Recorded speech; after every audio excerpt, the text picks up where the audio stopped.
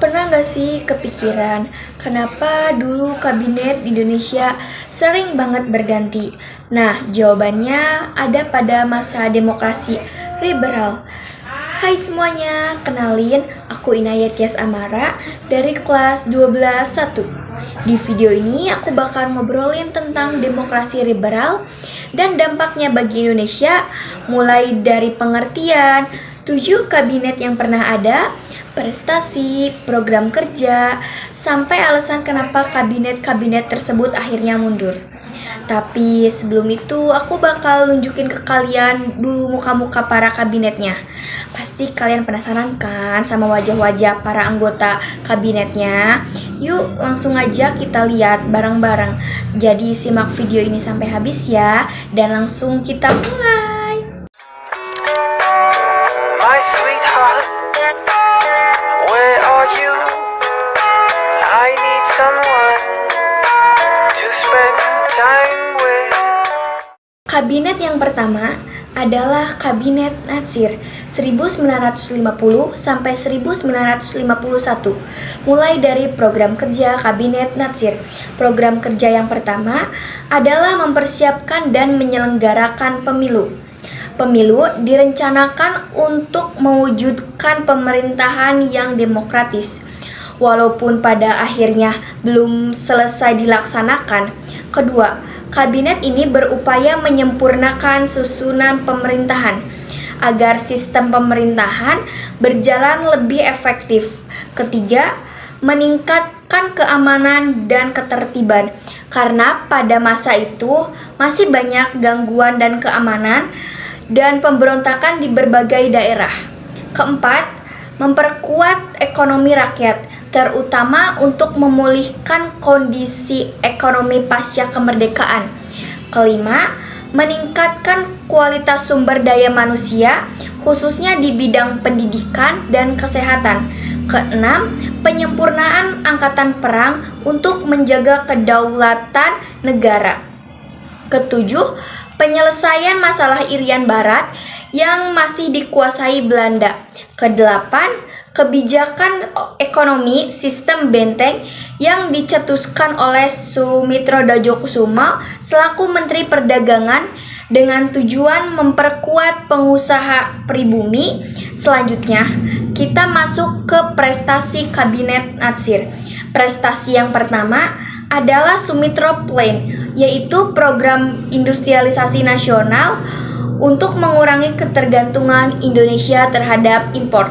Prestasi kedua, Indonesia resmi masuk sebagai anggota PBB ke-60 pada 28 September 1950 yang menjadi pengakuan penting bagi Indonesia di dunia internasional. Prestasi ketiga adalah terjadinya perundingan antara Indonesia dan Belanda mengenai Irian Barat, meskipun belum menghasilkan kesepakatan.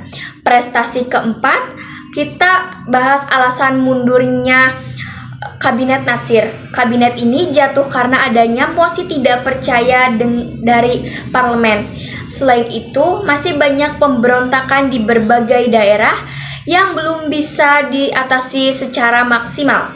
Kemudian, gagalnya perundingan dengan Belanda terkait Irian Barat juga memperlemah posisi kabinet. Dan yang terakhir, gagalnya pelaksanaan pemilu sesuai rencana. Kabinet yang kedua adalah Kabinet Sukiman, memerintah Indonesia pada tahun 1951 sampai 1952 dan dipimpin oleh Sukiman Wirdosandojo.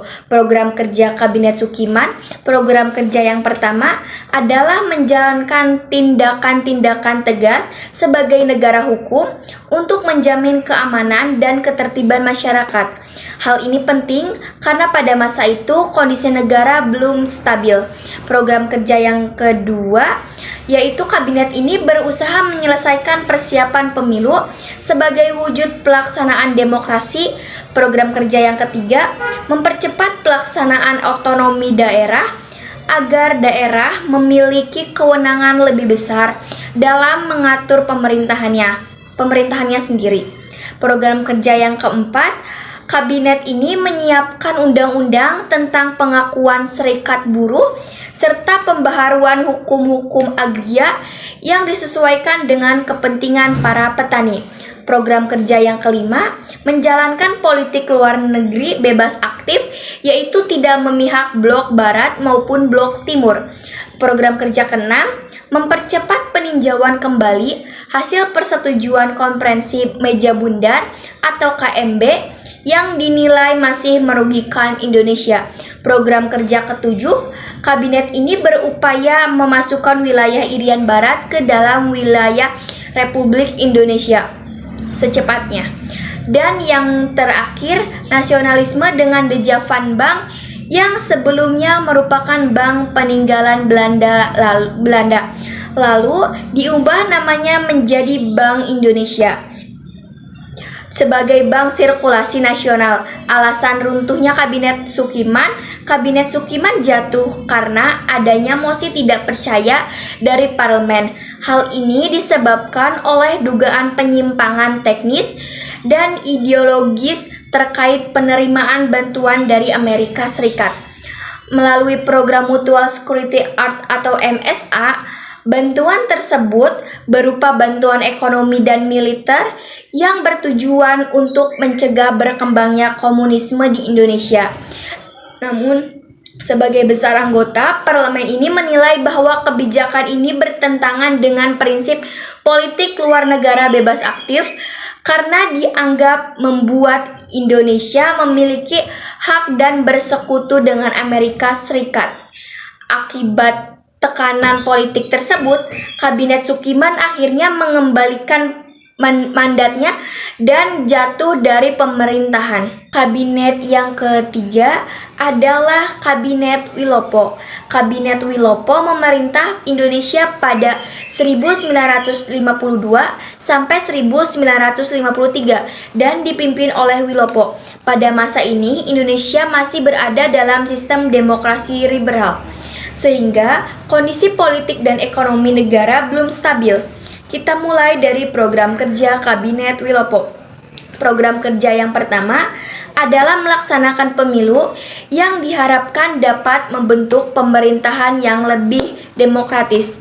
Kedua, kabinet ini berupaya mempercepat perbaikan di bidang pendidikan dan pengajaran dengan tujuan meningkatkan kualitas sumber daya manusia Indonesia.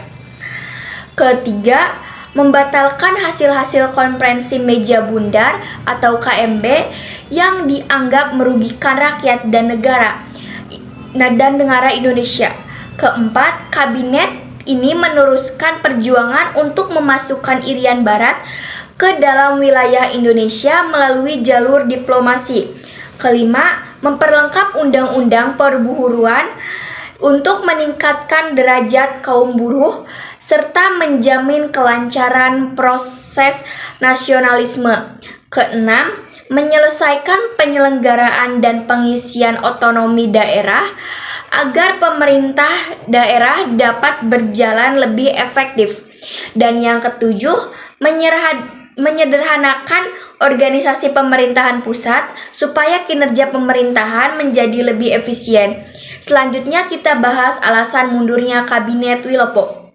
Salah satu penyebab utamanya adalah krisis ekonomi yang terjadi karena ekspor Indonesia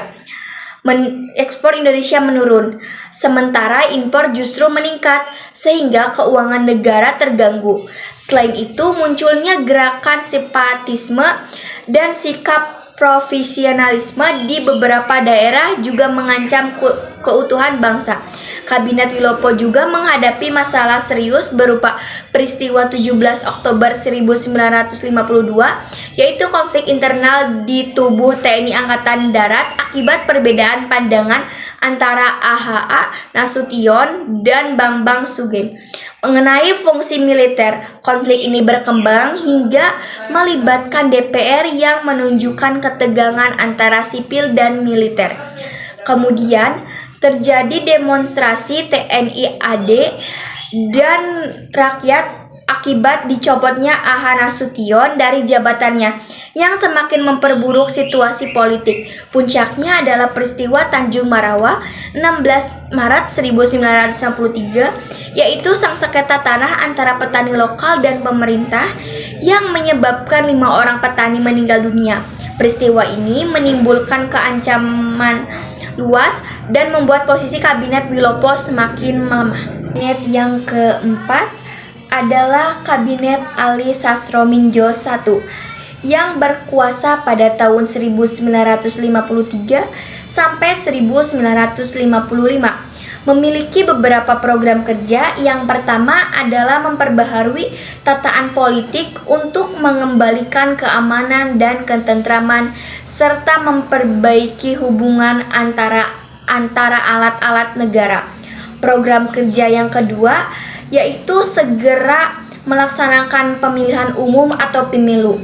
Selanjutnya, kabinet ini menjalankan desentralisasi dan otonomi daerah. Program kerja berikutnya adalah perbatasan korupsi.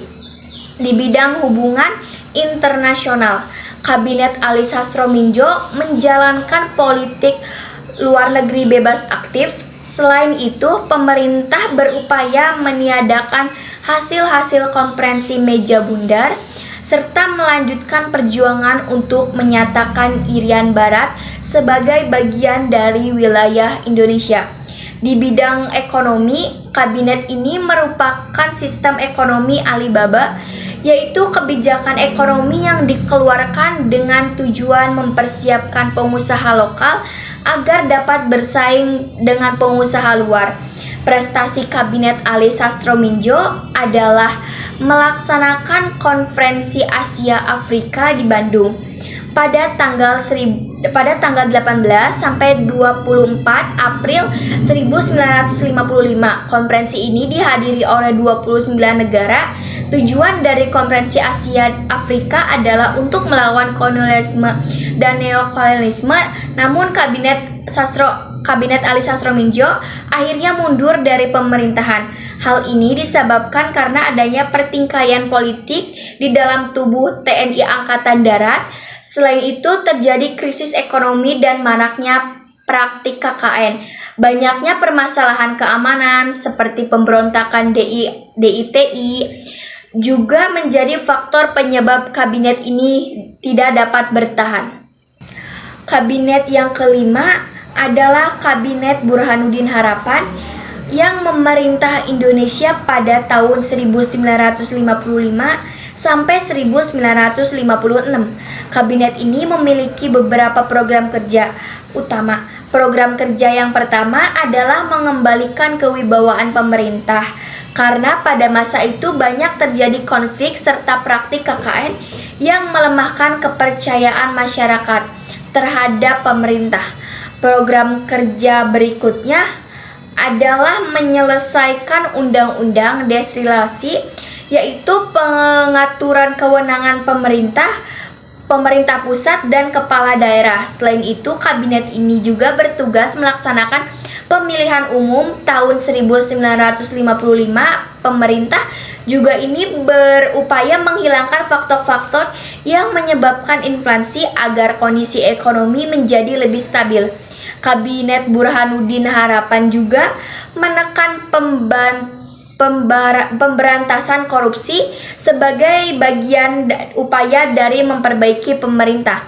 Selain itu, kabinet ini meneruskan perjuangan untuk mengembalikan Irian Barat ke wilayah Indonesia di bidang hubungan internasional. Pemerintah mengembangkan kerjasama antar Asia Afrika berdasarkan politik negeri bebas aktif. Di bidang ekonomi, kabinet ini melaksanakan kebijakan finansial ekonomi atau FITEK pada 7 Januari 1956. Dalam pelaksanaannya, Kabinet Burhanuddin Harapan berhasil meraih beberapa prestasi. Salah satu yang terjadi adalah perbaikan ekonomi serta keberhasilan mengendalikan laju inflasi. Kabinet ini juga berhasil melaksanakan pemilihan umum tahun 1955 dengan baik. Selain itu, pemerintah berhasil menyelesaikan masalah tubuh TNI Angkatan Darat. Prestasi lainnya adalah pembubaran Uni Indonesia Belanda serta keberhasilan menyelesaikan pemberontakan Daud Bere. Berbagai pencapaian tersebut menunjukkan upaya kabinet dalam menciptakan stabilitas politik, ekonomi, dan keamanan negara. Namun, Kabinet Burhanuddin Harapan akhirnya mundur dari pemerintahan. Hal ini disebabkan karena telah terlaksananya pemilihan tahun 1955 dan munculnya 4 partai besar pemenang pemilu. Secara otomatis pembentukan kabinet baru harus dilakukan berdasarkan partai-partai yang memenangkan pemilu tersebut. Kabinet yang ke-6 adalah Kabinet Sastro-Mingjo II yang memerintah Indonesia pada 1956 sampai 1957. Kabinet ini memiliki beberapa program kerja yang berfokus pada politik, ekonomi, dan keamanan negara. Program kerja yang pertama adalah pembatalan hasil-hasil konferensi meja bundar yang akhirnya dapat terrealisasi pada masa kabinet ini.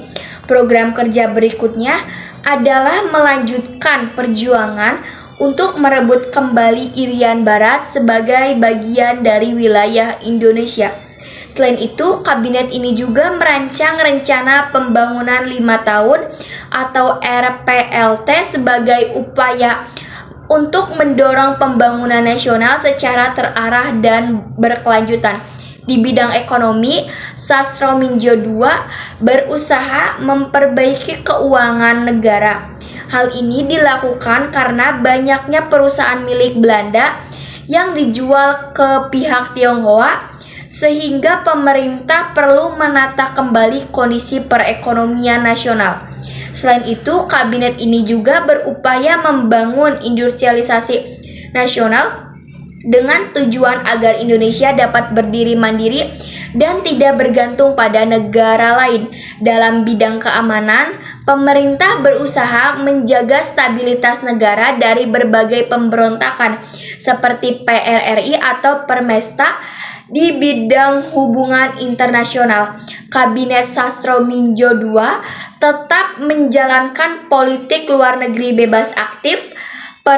Prestasi utama dari Sastro-Mingjo II adalah berhasil membatalkan konferensi meja bundar secara resmi. Keberhasilan ini memperkuat posisi Indonesia sebagai negara yang berdaulat penuh.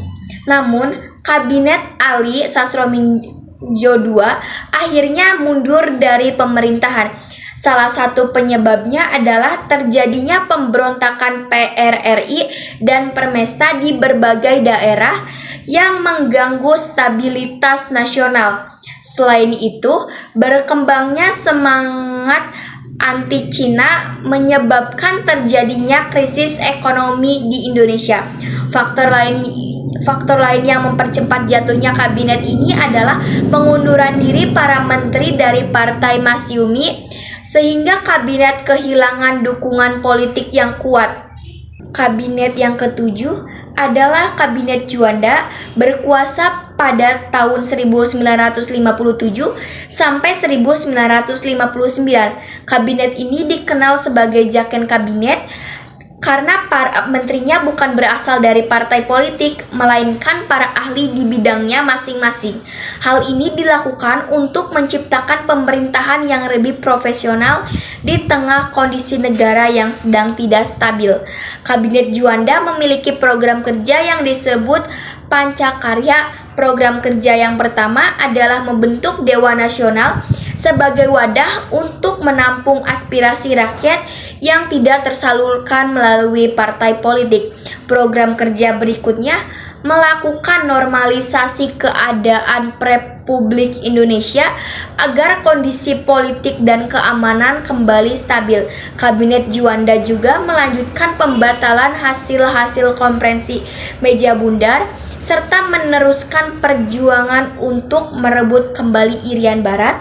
Selain itu, pemerintah berupaya mempercepat pembangunan nasional di berbagai bidang. Program kerja lainnya adalah melaksanakan MUNAP atau Musyawarah Nasional Pembangunan yang membahas arahan pembangunan dan perekonomian Indonesia. Pada masa Kabinet Juanda juga terjadi peristiwa Cikini pada 30 November 1957, yaitu percobaan pembunuhan terhadap Presiden Soekarno yang dilakukan oleh gerakan anti komunis. Peristiwa ini menunjukkan bahwa situasi keamanan Indonesia saat itu belum stabil.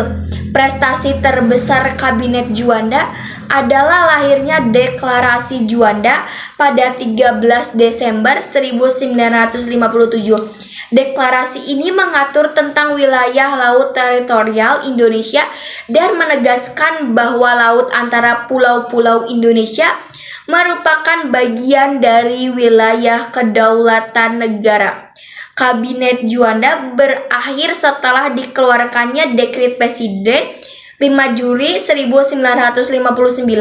Isi dekret tersebut antara lain adalah pembubaran Dewan Konstituante karena gagal menyusun Undang-Undang Dasar yang baru. Berlakunya kembali Undang-Undang Dasar 1945 serta pembentukan MPRS dan DPRS sebagai lembaga negara.